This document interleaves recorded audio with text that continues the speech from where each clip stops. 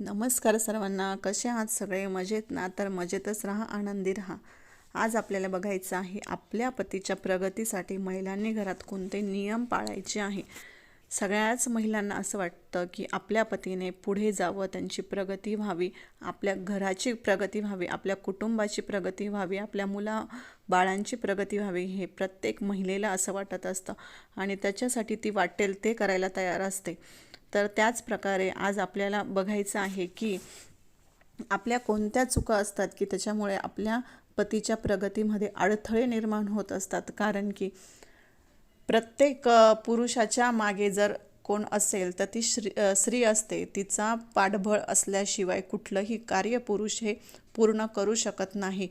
आता बघा, प्रत्येक महिला ही फायनान्शियल सपोर्ट ही पुरुषाला करत असते. म्हणजे महिला ही घर सांभाळून बाहेरचे सुद्धा कामं ती करते, पैसे ती घरात कमवून आणू शकते. इतकी ताकद स्त्रियांमध्ये आहे. पण प्रत्येकच जण आज हे करू शकत नाही किंवा सगळेच जण करतात असंही नाही. काही करतात किंवा काही नाही पण करत. तर ज्या नाही करत तर त्यांनी घरामध्ये आपल्या पतीच्या प्रगतीसाठी काही नियम जरी पाळले ना तर ते सुद्धा खूप महत्त्वाचे आहे. तर कुठले नियम आपल्या पतीच्या प्रगतीसाठी पाळायचे आहे आपल्याला घरामध्ये, तेच मी तुम्हाला ह्या व्हिडिओमधून सांगणार आहे. त्याच्यामुळे व्हिडिओ शेवटपर्यंत बघा. चॅनलवर जर नवीन असाल तर आपल्या चॅनलला लाईक, शेअर आणि सबस्क्राईब नक्की करा.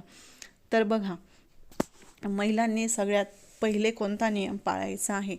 तर आपण जेव्हा पोळ्या करतो तर सगळ्यात पहिली पोळी ही गायची असते आणि सगळ्यात शेवटची पोळी ही कुत्र्याची असते. तर पहिली पोळी आपल्याला ही आपल्या घरातल्या मंडळींना किंवा घरातल्या सदस्यांना आपल्याला खायला द्यायची नसते. तर जी पहिली पोळी असते तर ती छोटी करायची आणि ती आपल्याला गायला द्यायची. तर आता बघा, आपण फ्लॅटमध्ये राहतो किंवा सिटीच्या ठिकाणी जर तुम्ही राहत असाल तर तिथे काही गाय वगैरे येत नाही. तर मग काय करायचं, तर अगदी छोटासा गोळा घ्यायचा.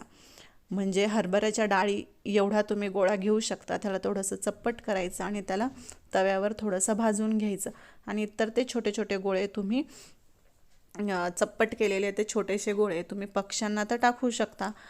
मग ते वायाही जात नाही आणि आपण पहिली पोळी गाईसाठी केली असाही त्याचा अर्थ होतो. तर त्याच्यासाठी पहिली पोळी गायची आणि शेवटची पोळी ही कुत्र्याची.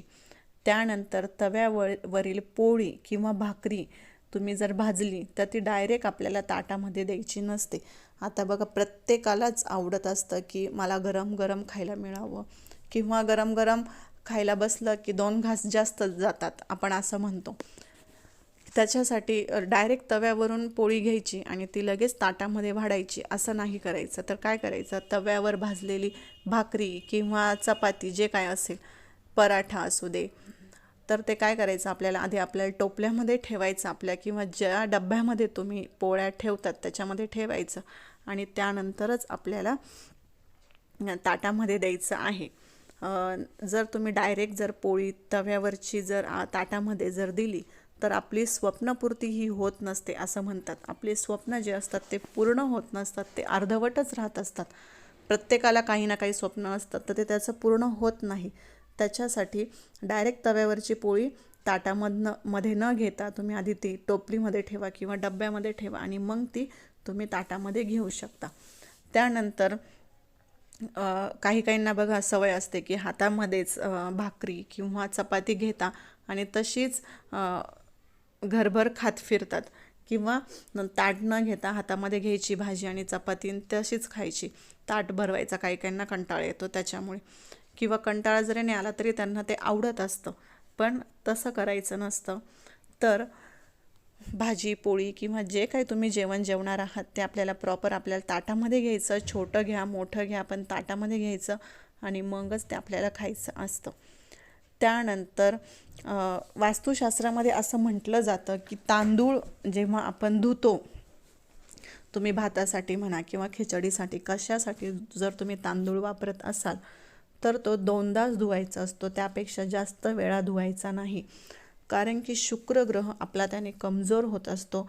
पांढरा रंग हा शुक्र ग्रहाचा प्रतीक आहे. त्याच्यामुळे जर आपल्याला आपला शुक्र जर स्ट्रॉंग ठेवायचा असेल, आपल्याला जर लक्झरी लाईफ जर हवी असेल तर आपल्याला तांदूळ हा 2दाच धुवायचे आहे. 2पेक्षा जास्त वेळेस तांदूळ धुवायचा नाही. त्यानंतर आपल्याला आपल्या घरातील हळद कधीही संपवून द्यायची नाही, कारण हळद ही गुरुग्रहाशी संबंधित आहे आणि त्याने आपला गुरुग्रह हा कमजोर होऊ शकतो. म्हणून हळद आपल्याला आपल्या घरातील कधीही संपवून द्यायची नाही आणि हळदीचा वापर तुम्ही हिरव्या भाज्यांमध्ये सुद्धा करू शकता. आपण जेव्हा लाल मिरचीची भाजी करतो तेव्हा तर आपण हळद वापरतोच, पण जेव्हा आपण बघा हिरवी मिरचीची भाजी करतो, पालेभाज्या करतो, तेव्हा आपण हळद वापरत नाही. तर त्याच्यामध्ये सुद्धा तुम्ही चिमूटभर हळद ही टाकू शकतात, की त्याने काही जास्त कलरही देत नाही आणि चवही काही बदलत नाही. त्यानंतर म्हणजे बघा, आपण आपला स्वयंपाक झाल्यानंतर आता आपली कढईमध्ये भाजी झालेली आहे, तर ते आपण तशीच आपल्या गॅसवर ठेवत असतो, किंवा कुकर झालेला आहे आता वरण भाताचा, आपण ते तसंच ठेवत असतो गॅसवर, की आता आपल्याला जेवायलाच बसायचं आहे, मग ते तसंच राहू देत, असं आपण कधी कधी म्हणत असतो. तर तसं न करता स्वयंपाक झाल्यानंतर आपल्याला आपल्या किचनवरती जे काही ठेवलेलं आहे, तुम्ही कढई असू दे, तवा असू दे किंवा पातेलं, काय जे असेल ते तुम्हाला खाली उतरवून ठेवायचं आहे. म्हणजे थोडक्यात काय, तर आपल्याला आपल्या गॅसवरचा भार थोडासा कमी करायचा आहे आणि थोड्या वेळ ते आपल्याला बाजूला उतरवून ठेवायचं आहे. त्यानंतर गॅस थंड झाल्यानंतरच आपल्याला गॅस स्वच्छ करायचा असतो. गरमागरम असताना गॅस आपल्याला स्वच्छ करायचा नाही, कारण की त्याने आपल्याला पितृदोषसुद्धा लागू शकतो आणि ते गरम असल्यामुळे आपल्याला चटका बसायची सुद्धा शक्यता असते. त्यामुळे गॅस थंड झाल्यावरच आपल्याला तो धुवायचा असतो किंवा स्वच्छ करायचा असतो. त्यानंतर म्हणजे खरकट्या भांड्यांमध्ये आपल्याला पोळपाट लाटणं टाकायचं नसतं. पोळपाट लाटणं आपल्याला चपात्या झाल्यानंतर लगेचच ते थोड्याशा पाण्याने किंवा बेसिंगमध्ये ते आपल्याला वॉश करून घ्यायचं असतं, म्हणजे धुवून घ्यायचं असतं. पोळपाट लाटण्याला तारेची घासणी कधीही लावायची नाही, म्हणजे तारेच्या घासणीने पोळपाट लाटणं घासायचं नाही. ते तुम्ही बेसिंगमध्ये धुवून घ्यायचं आणि नंतर तुम्हाला जेव्हा तुमचे भांडे धुवायचे तेव्हा तुम्ही ते धुवू शकतात. तर हे असे काही नियम आहे की ते महिलांनी घरामध्ये पाळायचे आहे. तुमच्या पतीची प्रगती ही नक्कीच होणार, अवश्य होणार, ह्याची गॅरंटी मी तुम्हाला देते. कुठल्याही प्रकारची अडचण तुम्हाला येणार नाही. प्रत्येक महिलेचं कर्तव्य असतं की आपल्या पतीच्या प्रगतीसाठी जे काही नियम असतात तर ते पाळलेच पाहिजे. तर आजचा व्हिडिओ कसा वाटला मला नक्कीच कमेंट करून आणि आपल्या यूट्यूब चॅनलला लाईक, शेअर आणि सबस्क्राईब नक्की करा. धन्यवाद.